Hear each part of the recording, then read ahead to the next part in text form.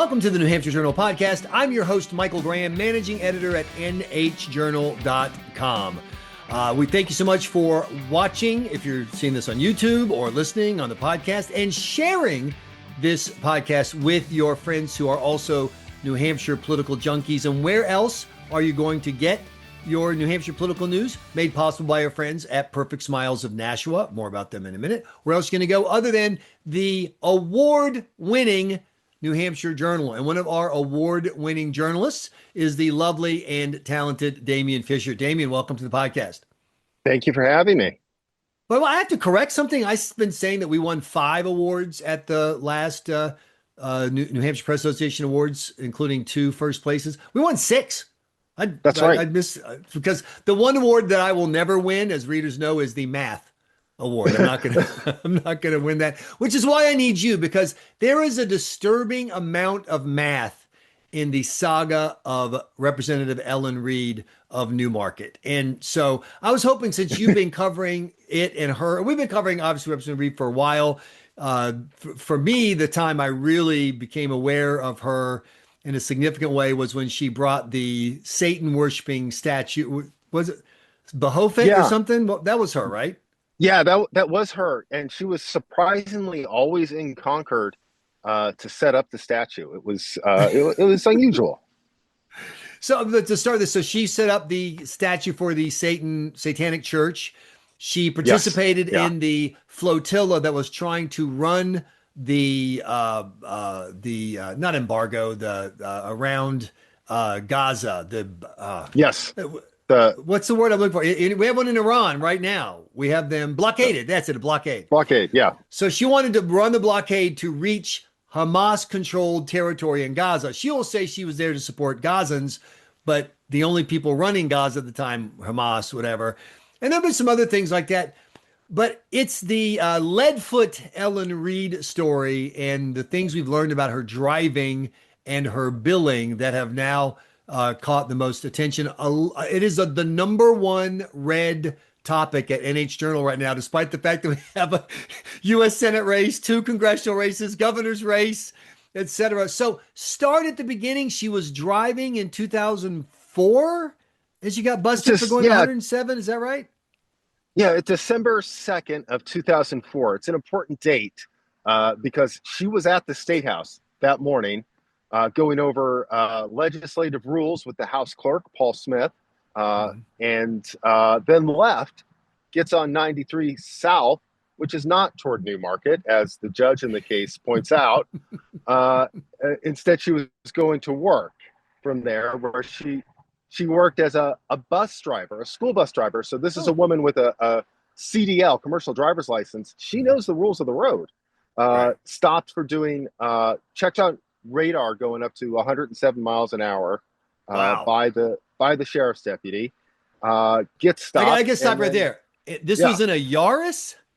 She was going 107 in a Yaris? Yeah. And, maybe my kid's got a Yaris. That thing kicks ass. So, yeah. Really? I always think of a Yaris. Yaris is kind of like the upgrade for the Yugo. I guess I'm just wrong. It's a weird name. You shouldn't have a car with a Y at the start of the name. Never works. I tend to agree. Anyway, so she gets busted for going 107 miles an hour, and her answer is the Constitution says she's allowed. She can't be stopped. Wow. Can't stop, won't stop. Ellen Reed. Okay. Exactly. Then she stopped again later? She stopped again like 6, 7, 8 months later, going in the 90s. Again, leaving the State House, but going to work. Right. Unbelievable. It's good. I just got the transcript of her trial this morning for the 107 stop. And there's some fun stuff in there. She does have Paul Smith testify as a defense witness. He doesn't really have much to say other than, yes, she was at the house that day. And no, there was no official business going on at the house that day. But she was there. So she was there. She's at the house. Then this gets to we're going to kind of mix these stories together, because you raised the other part of the story, which is weird. She's at the house, but there's no business going on. As we reported, Right. as you reported, there are more than 100 days where she's at the house where there's, first of all, she serves on no committees. She's been kicked off of Correct. her one committee assignment. She's been kicked out of the building by the speaker. She can't, who tells you just can't hang out in the common areas of the house in your spare time because we're tired. You're in everybody's way. We're tired of you. Whatever your bad behavior. But she keeps asking the taxpayers to kick in almost $70 a pop every time she goes Right. to the state house, right? Yeah. Well, almost 20 grand in the last session. Right. That's I don't know about you, man. That's a lot of money. It's serious Uh, money.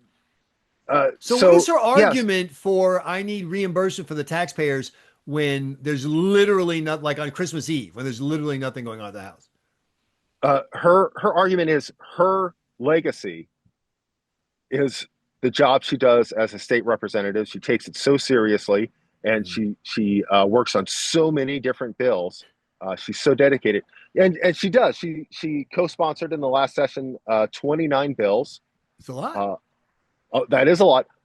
She says she's the most effective, one of the most effective representatives in the House. Mm. I think an effective representative would be able to get more than one bill passed, which is what she got last session. But I'm not great at math either, so Sure. maybe it's a good. Uh, so she's there all the time, working on bills that don't get passed into law, Mhm. collecting mileage for every time she shows up, and has immunity from speeding laws. And is that really the argument she made, that because the Constitution protects the ability of state representatives to get to and from the state house, that therefore, no matter where she's going, what direction, what state she's in, heading down 93, she should be all good? Yeah, it's unconstitutional to stop her, and I'd like to sort of read from the Okay. transcript. This is a great moment. It sort of caught my eye. You'll see why. The prosecutor, Kate Coyle, asks her, if you would hit somebody and kill them, and you just kept going on, would it be wrong for the police officer to stop you? And Ellen's answer is, according to a plain reading of the Constitution, would not be wrong, but it would be unconstitutional. So Wow. it'd be if she ran over a pedestrian, it would be wrong. You can't constitutionally, you can't stop her. All I gotta say, Damien Fisher, is that based on the way you've been writing about her, you may want to watch for that Yaris when you're Yes. out on Main Street in Concord. I Yeah. don't want a constitutional hit and run situation, a constitutional drive by. Yeah. I'm a big guy. I think I could take a Yaris. So she really said, okay. So you also mentioned that Paul Smith testified. Yeah.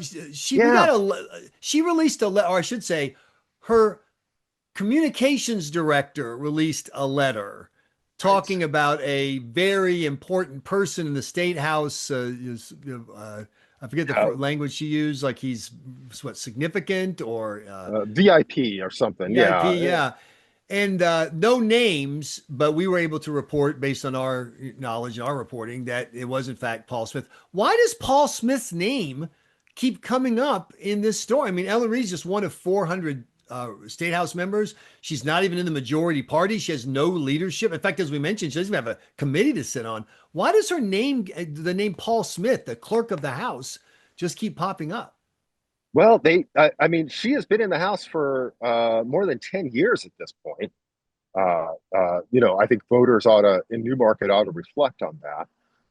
Hmm. So, think about what you've done, people. Right. But so she's been in there, she's known this guy for 10 years. They clearly have, I would say, a friendly relationship.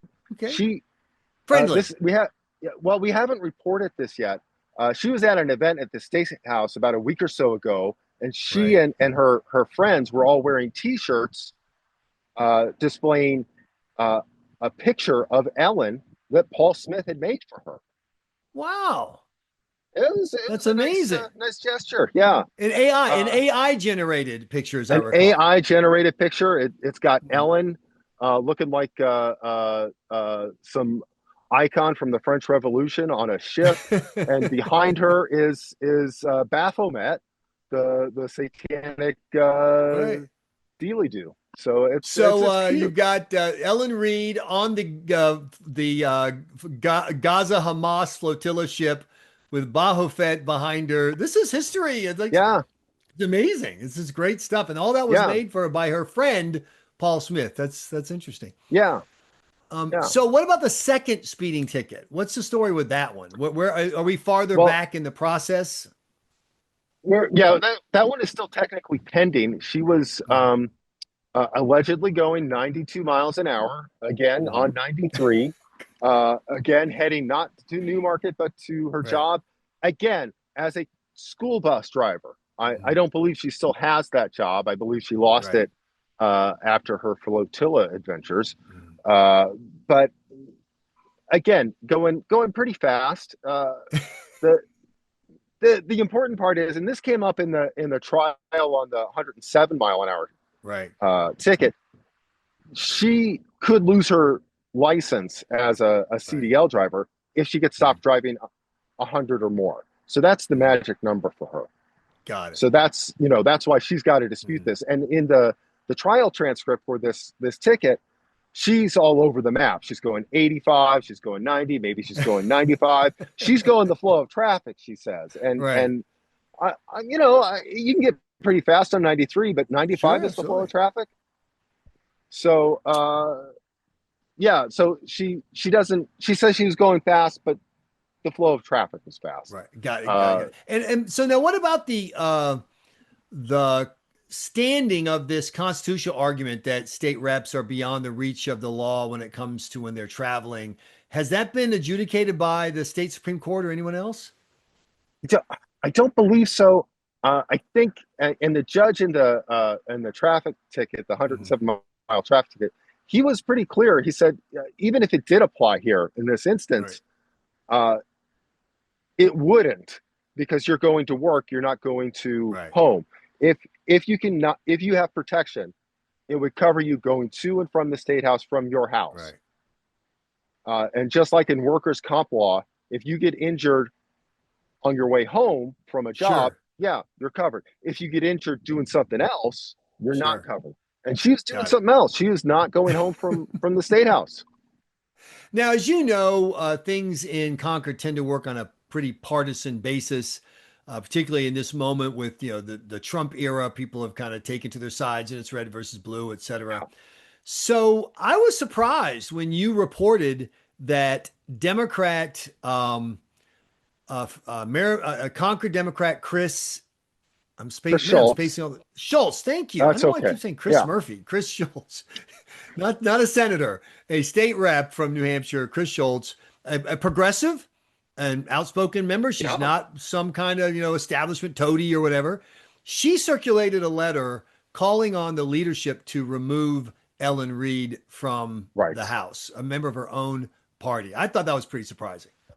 That was surprising. She got the idea. She told me. I mean, this is such a big deal that a progressive Democrat's willing to talk to the Journal. Wow, that is So big. That's yeah, a big deal. that is a big deal. So she told me she got the idea from Kim Rice, the Mhm. representative from Hudson, the Republican, Right. and Kim Rice and Chris Schultz. They've just had it with Ellen Reed. They've dealt with her for years. They feel she's a little bit less than hinged, let's say, when it comes to her interpersonal Hinge free. interactions. She's Yeah, right. hingularly challenged. Well Yes. lubricated hinges, maybe. I I don't got know, it. I got it. but just yeah, they've had it. They want her. As Kim Rice said, she's a disgrace, and that they're asking Mhm. leadership to step in and do something. Has anybody else joined this effort? I haven't seen anything on social media, et cetera. Of course, I rely on Damien Fisher at NHJournal.com. Yeah, Any other word of other members spontaneously saying, you're right, I'm on board? not publicly yet. It's very clubby in the House and in the Senate, as you Yes. know, and this is important when staffers are being poorly treated by Mhm. members. They are Right. deeply reluctant from coming forward. Because that's their livelihood. Because Right. the members have all the power. Sure. So, but I think you're starting to see the dam break a little bit on people. They've had enough of her. Right. Legally, I'm not sure what they can do constitutionally. I don't think they can. Then it would be extraordinary for them to remove her, Mhm. but not impossible. No, I no, think they have the this is power, and the rumor is that depending on how the story develops, if there's more and more frustration, more and more fatigue with her behavior, if the sideshow fights we're going to talk about in a second continue, you may mhm. see an effort on veto day because pretty much every member of the House will be there. They could on the veto day vote to remove Ellen Reed from the body. The other issues that I mentioned, there's this. You're going to have to explain this to me. It involves Okay. a West Coast movie person named Best, Claire Best, and it involves a Yeah. spokesperson, Gracie Gatto, and it involves a group that works on behalf of victims of domestic violence. Tell me this story. Oh man, every time I tell it, I feel like I'm going crazy.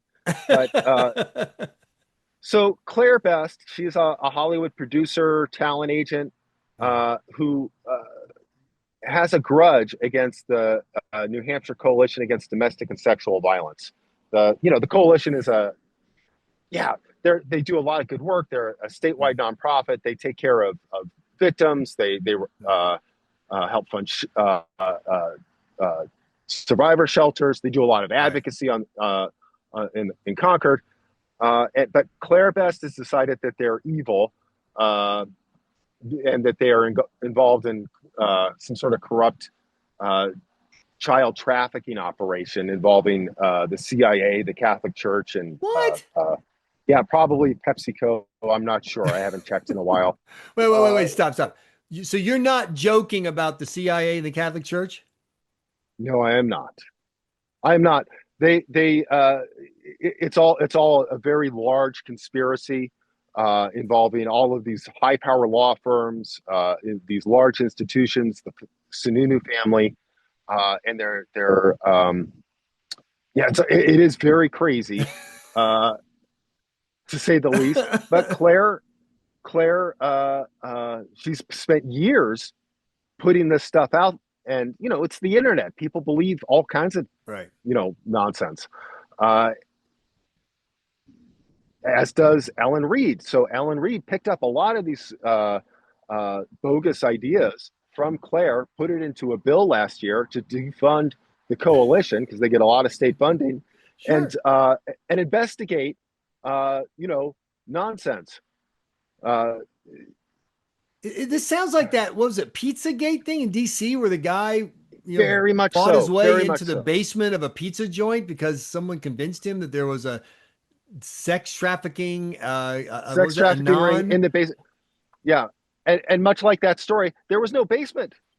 There's no proof here of anything. It's Right. just it's Ellen Reed was mad because the coalition opposed one of her bills, all of those effective bills that she puts forward, because they said actually this would hurt people that you want to Right. help. How about we do it differently? She got mad, they opposed it, and that's why she wanted to defund them. Claire Best is angry because the coalition was they did some PR work on the whole St. Paul school scandal when there was a Right. sex scandal there, and Claire Best has family connection to St. Paul. They've roped in this woman, Grace Gatto, the former communications director for Ellen Reed. Grace, of course, we're big fans. She voted for her dead mom. Well, it's Because not like her dead mom was going to vote for herself. I mean, come on, someone's got to exactly, do it. exactly. Or as Gracie has said, it was how she grieved. And they've roped in Concord City Councilor Stacy Brown, who uh, has been showing up outside the courthouse in Merrimack to try and bring like her own indictments against the coalition, which uh, that isn't how they do that. I don't know how to even explain how crazy that is, Right. but she's joined up with this guy Jason Gerhard, I don't know if you recall him. He was an Ed Brown armed nut.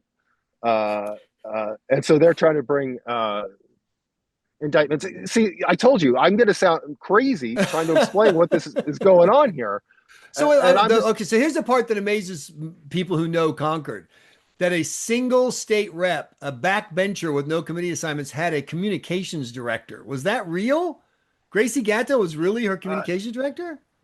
She was. I'm told that Gracie was doing it for free, which I don't know, man. I don't know. Does she have that kind of time? Probably. They all seem to have a lot of time on their hands. But now she's Gracie, out of that job. She's moved on. She quit soon after she issued her statement defending Ellen over the speeding ticket.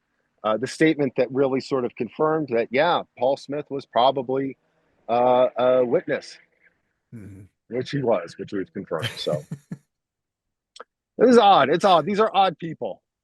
So where's the case now? The case now is we're going to find out about the 107 mile an hour ticket, and then we'll find out about the 90 whatever mile ticket. Is that right?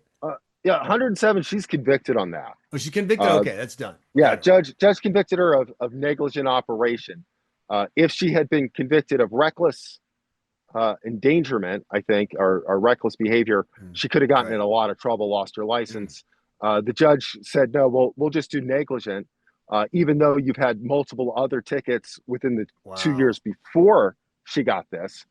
So she has a lot of speeding issues. She has, using her cell phone while speeding issues. And this is someone who should know better. She's a state rep. She's a school bus driver. She's apparently a functioning member of society and an adult. So that's convicted. The 92 mile an hour ticket, that's still pending.